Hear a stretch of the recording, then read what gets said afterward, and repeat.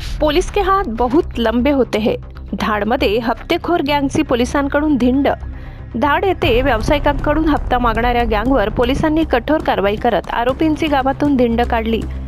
दुधा येथील पवन राजेंद्र सोनुने वय 30 यांचे धाड येथे गुरांच्या औषधांचे मेडिकल आहे। 6 फेब्रुवारी रोजी दुपारी 3:30 वाजता जगदंबा स्वीट मार्ट समोर 4 जणांनी त्यांना अडवले।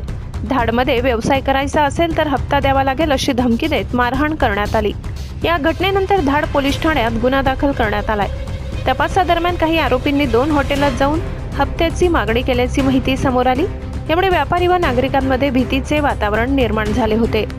ठाणेदार प्रताप भोस यांनी तात्काळ तपासाची चक्रे फिरविली। आरोपींना पोलिसांनी अटक करून कायदेशीर कारवाई सुरू केली। अक्षय जीवनलाल बिलांगे, रोशन गणेश शिंदे, राहुल दळवी अशी आरोपींची नावे आहेत। गावकऱ्यांच्या मनातील भीती दूर करण्यासाठी तिघांची गावातून धिंड काढण्यात आली।